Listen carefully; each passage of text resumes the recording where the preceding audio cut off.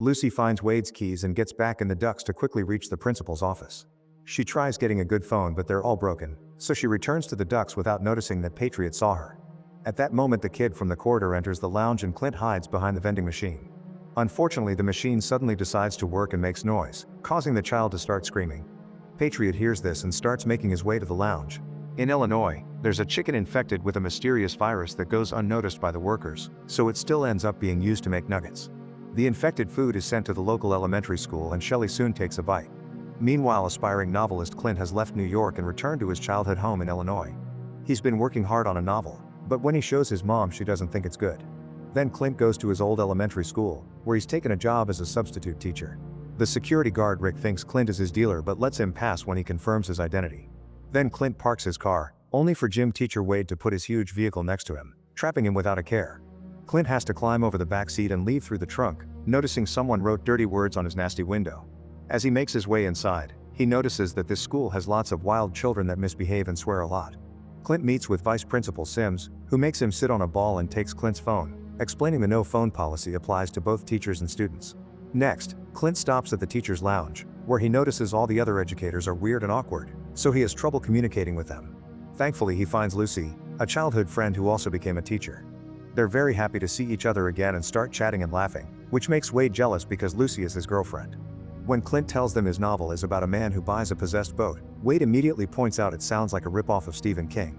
At that moment, each teacher goes to their corresponding classrooms. In Clint's, Patriot and Dink are making fun of Shelley because her face has a bunch of blisters, consequence of the nuggets. She doesn't react, she just stares ahead looking sick. Clint sends everyone back to their seats and writes his name on the board, only for Patriot to start mocking him. Patriot also reveals he still has his phone, and when Clint tries to take it, Patriot threatens to accuse Clint of doing naughty things to him. Realizing that Patriot was the one who wrote on his car, Clint decides to ignore him for now and makes Calvin read his novel draft to the class. While everyone is distracted, Patriot goes back to mocking Shelley. However, when he pulls her pigtail, he rips it off together with some skin. A furious Shelley jumps on Patriot and bites his face, so Clint has to come closer to break the fight. Shelley immediately scratches him and runs away, then Clint takes Patriot to the nurse's office. Meanwhile, outside, Rick finally gets in contact with his dealer and hides in his van to eat some mushrooms. Moments later during recess, Clint shares what happened with Lucy, who laughs at the story and makes Wade more jealous. In the playground, Dink approaches Shelley to insult her for hurting Patriot, only for Shelley to attack him too. Soon Patriot starts changing too and runs through the playground, spreading the infected blood to make the other kids change as well.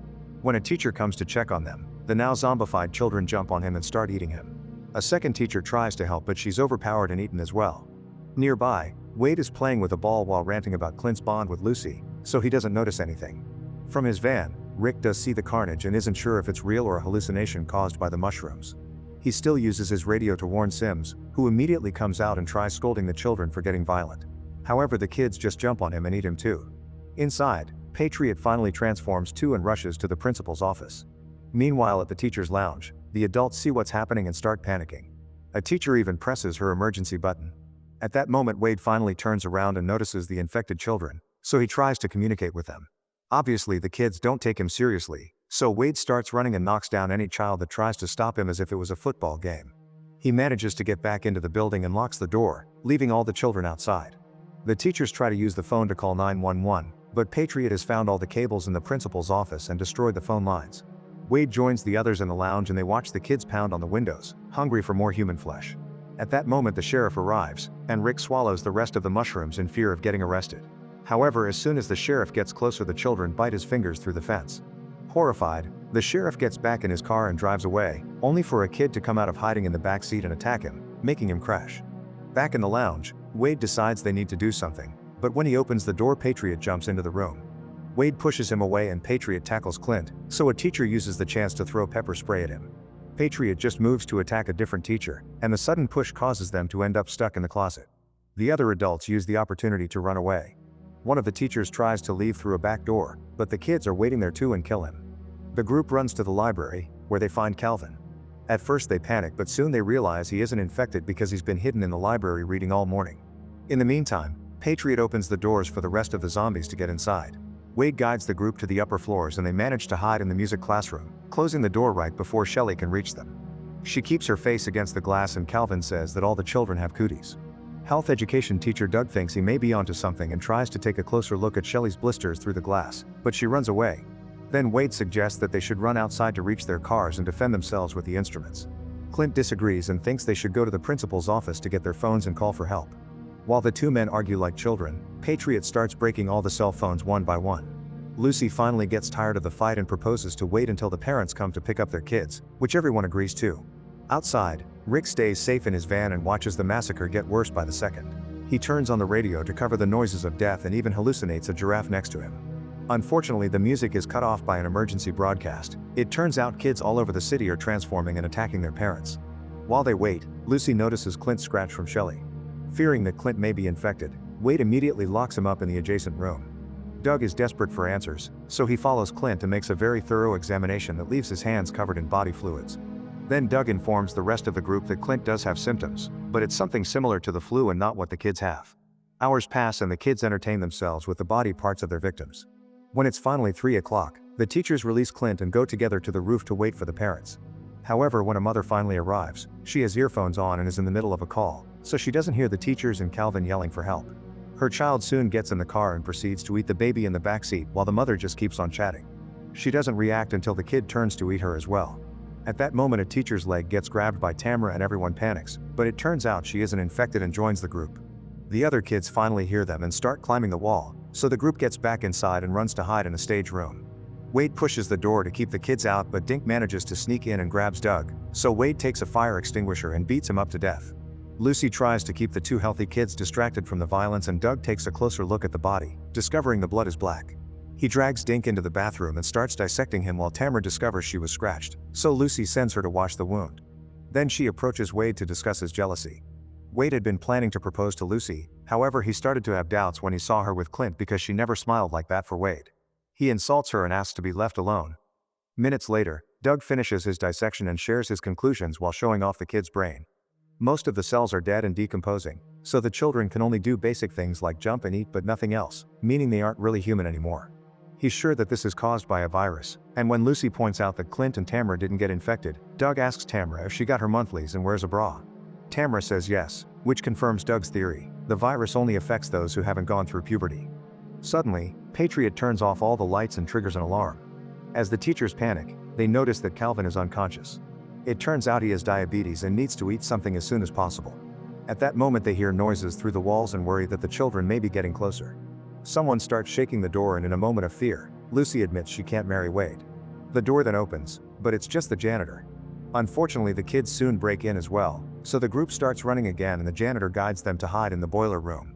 He doesn't have any food, but he has a radio and they learn that the city is evacuating, meaning nobody will come to help them.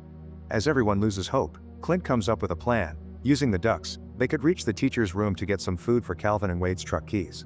The only adult small enough to get through the ducks is Clint, and before he leaves, Tamara gives him the cootie shot. He takes the janitor's walkie-talkie with him, and as he moves, he keeps getting messages from Wade insulting him. This childish behavior causes the usually nice Lucy to snap and she angrily shouts at everyone, saying she wants to achieve something before dying. Then she says she hates every teacher and gets in the ducks too to help Clint. As the duo crawls through the ducks, they see a child in a corridor, so they freeze to avoid detection.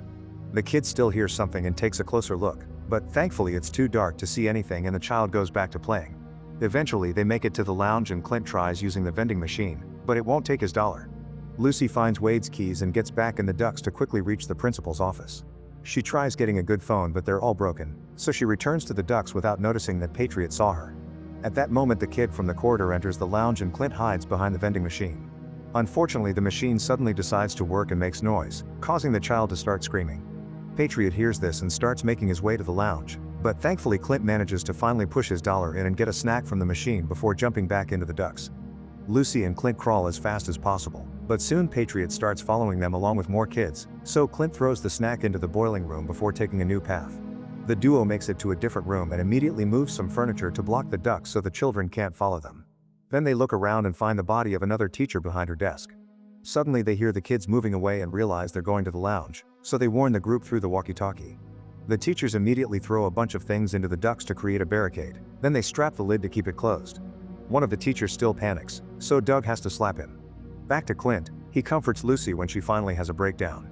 Then he makes a confession. He came back to Illinois to see her and he already knew she worked at school. He only pretended to be surprised to see her. He had been teaching first grade in New York for 2 years and became depressed because he couldn't start a career as a writer since teaching doesn't give them much free time. They laugh at the absurdity of the situation and suddenly kiss, but break it off when they remember Wade. At that moment, Clint gets an idea and starts searching the room for the medicine they use to keep kids calm. Meanwhile, Wade calls Lucy on the walkie-talkie and apologizes for his behavior, admitting he was jealous because he felt inferior to some fancy writer from New York. Feeling guilty, Clint takes over the walkie-talkie and admits he's a loser, giving his blessing to Wade's and Lucy's relationship. Then both groups agree on a plan, and their walkie-talkie signals are picked up by Rick's van radio. Lucy and Clint open the door enough to throw the medicine at the kids, who immediately take it. Meanwhile, Wade offers an empowering speech and the group uses any object they can find around to put together some rough weapons and protection. Once the kids have fallen asleep, both groups come out and reunite in a hallway. As they make their way through the dark with a few flashlights, some awake kids try to get them, but they bring them down by shooting baseballs at them. After a bunch of perfectly shot attacks, Wade runs out of balls, so the janitor stays behind to fight with his amazing martial arts skills while the group runs outside. The front yard is full of creepy children, so the group starts hitting them with a variety of sport gear and instruments to make their way to Wade's vehicle. The fight is fierce, but their teamwork is stronger, and after a few close calls they reach the truck. Unfortunately, Wade is stuck with the horde, so he throws his keys at Clint and tells him to protect Lucy. Then he continues to fight the kids so the others can escape. Lucy doesn't want to leave him, but Clint drags her into the vehicle. As they drive away, they don't notice that Patriot has climbed on top of the truck. When Clint notices that they're almost out of gas, Patriot reaches through the window and tries to kill Clint, causing him to slam the brakes and throw the kid on the road. Hungry for revenge, Clint doesn't hesitate to drive toward Patriot and crush him against a tree. Eventually, the group reaches Danville and the truck finally runs out of gas. The town is empty and there are plenty of bodies on the streets. When the group checks the windows at a shop, they learn that the virus has already spread all over the country and it's been tracked to a chicken factory in Illinois. Doug says he might be able to make a vaccine if he can put his hands on a nugget. At that moment, a bunch of zombie kids appear behind them, so the group runs inside the nearest building, which turns out to be a children's playground. After locking the doors, they notice an abandoned party and Doug gets to salvage a nugget. There are also the bodies of the employees on the floor. They move into another room and suddenly a light comes on to reveal a whole horde of monster children waiting for them inside the climbing game. The group is about to lose hope, but to their shock a few kids fall dead. They were killed by Wade and the janitor, who managed to escape.